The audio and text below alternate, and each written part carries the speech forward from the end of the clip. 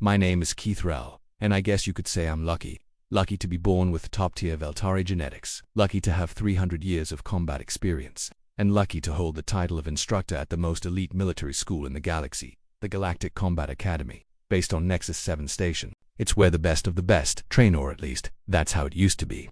That changed when some genius in the Galactic Council decided it would be culturally enriching to let species from primitive planets join our sacred training programs, and by primitive I mean humans. Those soft, pink, fragile creatures from that insane death trap they call Earth. Sorry, Deathworld is the official term now. Very dramatic. The first human to arrive at the academy was someone named Maya Torres. When she stepped off the shuttle, I nearly laughed out loud. She couldn't have been more than 5'5" and maybe 130 pounds soaking wet. Her skin looked like it would tear if you looked at it too hard, and her arms have seen stronger limbs on newborn's experience. This is the mighty human warrior, I whispered to Instructor Velkin, trying to hold back a smirk. The other species weren't impressed either. The Chronothi cadets, each one nearly 8 feet tall with armor-like skin, immediately started betting how long she'd last in basic training. The graceful Zephyrians whispered among themselves, wondering if humans were even technically intelligent. And don't get me started on the Flex, those crystal-bodied beings who can reshape themselves at will. Even they were skeptical. Instructors, should we prep the medbay? Instructor Small asked, his mandibles clicking with barely hidden laughter. I doubt her kind is ready for real training injuries. I nodded, thinking the same. I mean, what could we expect from a species that probably still uses bullets and chemical rockets? She was about to learn that the galaxy doesn't play by Earth's rules. Turns out, we were the ones about to learn something Maya's first day. Honestly, it was a comedy show. She walked into the main hall wearing ... cotton fabric. Meanwhile, the Chronothi strutted around in armor that could block plasma. The Zyurians wore adaptive bioskins that could respond to any threat in real time. The snickers began immediately. Is that our competition? Wheezed Gorth, a massive Chronothi with shoulder spikes taller than Maya's head. I could accidentally step on it. Don't be cruel, said Silent, as Zephyrian calmly bench-pressing what looked like a small shuttle engine. Maybe she's here for office work. I watched Maya glance around the room with her odd little eyes. My first reaction, worry, she looked like she'd snap in half. Thin bones, tiny muscles, you could wrap both your hands around her waist and still have room. She wasn't just smaller than us. She looked ... breakable ...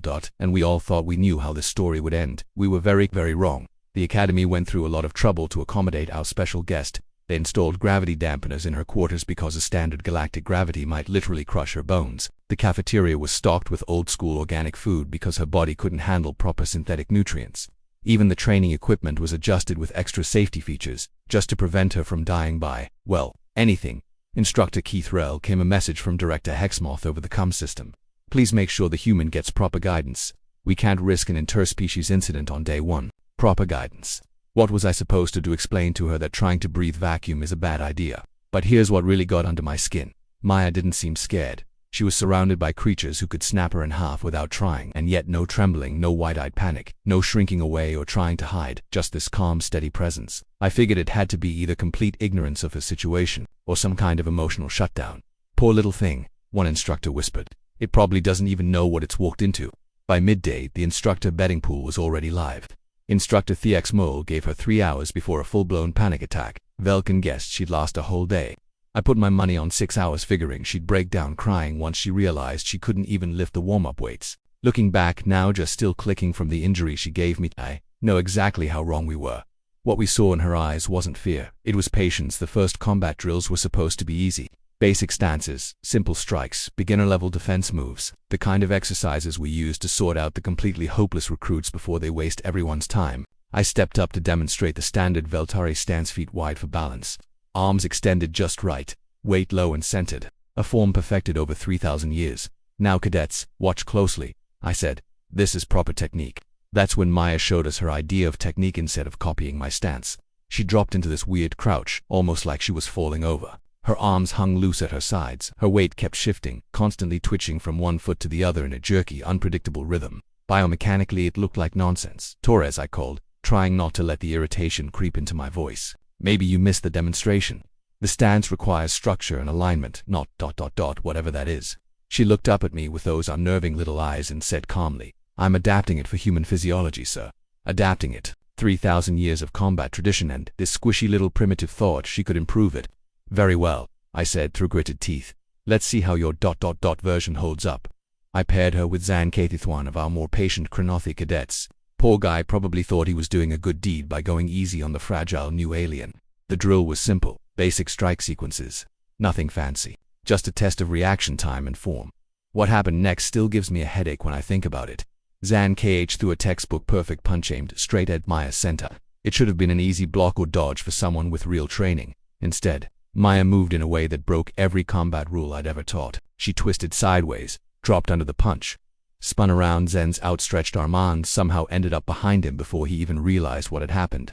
The whole move took maybe 2 seconds, and it didn't look like fighting, it looked like dancing. What in the seven hells was that supposed to be? I barked. Capoeira, mixed with some jujitsu, Maya replied casually, like that explained anything. The room got quiet. The other cadets were watching now. Silenth, our top Xerian student, stepped forward to spar. Surely 4 arms would be enough to handle whatever strange style the human was using. Wrong again. Maya moved around Silent's attacks like water slipping through cracks. Every time a strike came in, she'd twist, bend, and duck in ways that made no sense, at least not with the human skeleton. Her dodges were so precise they barely cleared contact, and her counter strikes fast, sharp, and somehow always hit the one unprotected spot. Her technique is completely sloppy, I muttered. No form, no discipline, no respect for the fundamentals. But here's what really burned me. She was winning, not surviving by luck, not hanging in there by accident. She was taking apart every single cadet I threw at her, using techniques that made zero tactical sense. Vexarian Emu, one of my top students, lasted all of 37 seconds before she had him locked in a submission move that looked more like modern dance than combat. And that's when it hit me. This wasn't ignorance, this wasn't luck, this was something else, something that made our carefully crafted combat systems look outdated. By week 3, I'd had enough of watching my elite students get outclassed by this tiny Earth girl. Enough of the whispered jokes in the instructor lounge about how maybe our methods weren't as superior as we liked to believe, and definitely enough of Maya's calm little smile every time she pulled off another win. So I made a decision, Zextron. I called during the advanced sparring session. You're up. Now Zextron isn't just any Chronothi cadet. He's a monster, 9 feet tall, 600 pounds of muscle and living armor, born on a planet where gravity crushes most species flat. His claws can shred titanium, his skin can deflect energy blasts, and his reflexes, fast enough to track hypersonic projectiles. He was bred for war. His combat record, untouched. Full contact, I announced, ignoring the alarmed looks from the other instructors. Standard Academy rules. Win by submission or incapacitation. Maya stepped onto the mat without saying a word. Next to Zextron she looked like a child, but if she was scared, she didn't show it. Zextron stepped onto the mat, towering over Maya like a walking mountain. The size difference was so ridiculous that a few cadets actually laughed. I won't lie, felt a flicker of satisfaction at the sight. Begin, I commanded. Zextron opened with a textbook Chronothi charge, a devastating, straight-line attack that had flattened every opponent he'd ever faced. His massive fist came down like a meteor, aimed squarely at Maya's skull. But she wasn't there. She had already rolled between his legs, popped up behind him, and before anyone could react, latched onto his back like some kind of parasitic vine. Her arms slipped around his throat, her legs locked around his core, and just like that, the 9-foot war machine began stumbling across the mat like a drunken flex at a fertility festival. How is she? Zextron gasped, claws swiping helplessly at the small figure clinging to him. Maya's only response was to tighten her grip. Within seconds, his movement slowed by the 10-second mark. His eyes started rolling back. By 15 seconds, my strongest cadet collapsed unconscious on the mat. The training hall went dead silent. Maya stood up, brushed herself off, and then had the audacity to check Zextron's breathing. Blood choke, she said to no one in particular. Cuts off blood to the brain. He'll be fine in a minute.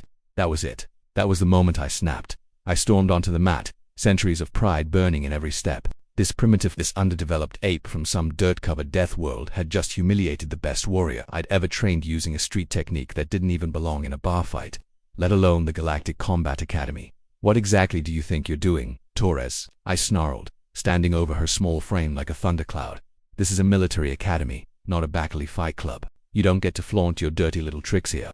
She looked up at me with that same calm, unreadable look that had driven me crazy since the day she arrived. I was sparring, sir, following academy rules for victory. Don't give me that innocent act, I snapped. You're mocking everything this academy stands for, showing off your undisciplined flailing in front of cadets who've trained their entire lives to be here. I'm just doing my best, sir. Just doing her best. As if casually dismantling elite warriors was something she did by accident. As if she wasn't fully aware of how her success was shaking the foundations of our sacred tradition.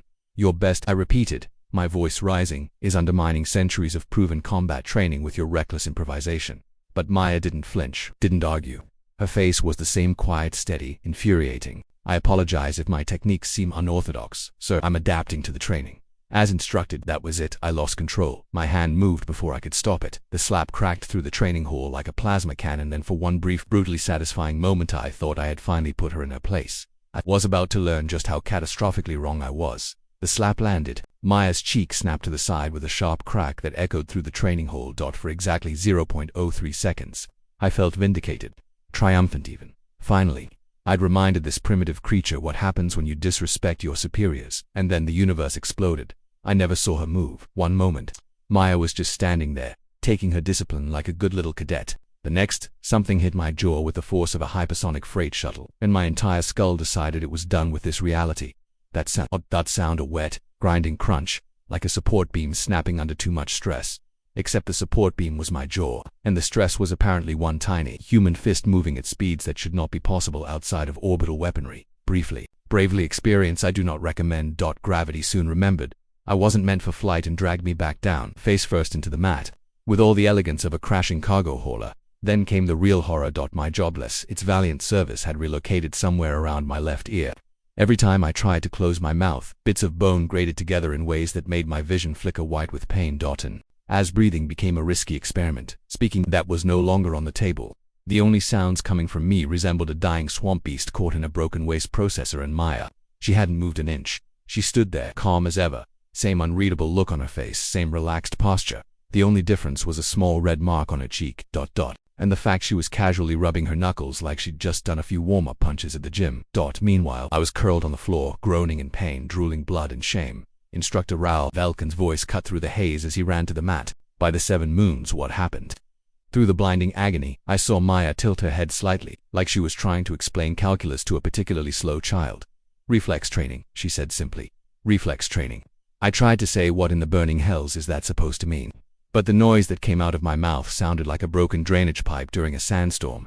Instructor Vexmol arrived with a medical kit, mandibles clacking nervously as he examined my crooked jaw. Complete dislocation, he said grimly. What happened?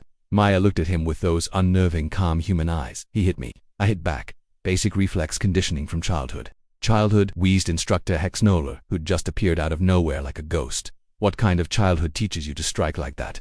Standard playground defense, Maya answered as if that explained anything. Most human kids learn counter-strike techniques by age 7 or 8. Someone hits you, you hit back harder. It's pretty universal where I'm from. Meanwhile, the med team was doing their best to pop my jaw back into place, every adjustment sending lightning bolts of pain through my skull, while Maya looked on like someone waiting for a bus. The pain was extraordinary in levels of pain I didn't even know existed in this universe. As the medics worked on my face, likely using a plasma torch and crowbar, based on the sensation, I could still hear Maya calmly explaining herself to the instructors. It was just automatic, really, she was saying. Threat detected. Target acquired. Neutralization complete. The whole reflex kicks in within about 0.02 of a second. She paused, casually glancing at me as I writhed on the floor, and tilted her head like she was observing a science experiment. Though, yeah, I probably could have pulled the punch a bit. Sorry about that. As if she hadn't just dismantled my entire face like it was a badly welded training bot. You're saying that was just instinct? Velkin asked, his voice cracking like a cadet mid-voice change. Well, yeah, Maya replied with a shrug, somehow making herself look even smaller and somehow more terrifying. Someone hits you in the face, you hit back. Basic survival programming. We learn it early. Has to be automatic where I'm from, otherwise you don't last long. The med team had finally wrestled my jaw more or less back into place. It felt like they'd used a hammer made of plasma and regret. As they loaded me onto a gurney, I glanced back at Maya. She gave me a small, polite smile. I hope you feel better soon, Instructor Keith. And thank you for the lesson. Thank you for the lesson. Like, she hadn't just reprogrammed my entire understanding of combat, power, and the laws of the universe.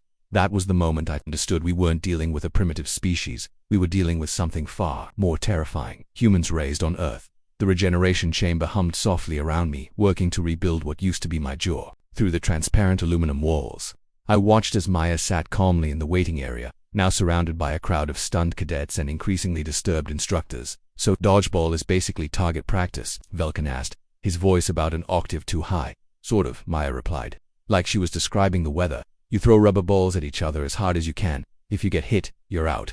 Great for reflexes and pain tolerance. The medtech working on my face actually paused mid-procedure. Wait, you do this to children? Oh yeah, Maya said cheerfully. It's super popular though. Some schools banned it, said it was too intense. She shrugged, like that was the dumbest thing she'd ever heard. We also played this game called Red Rover.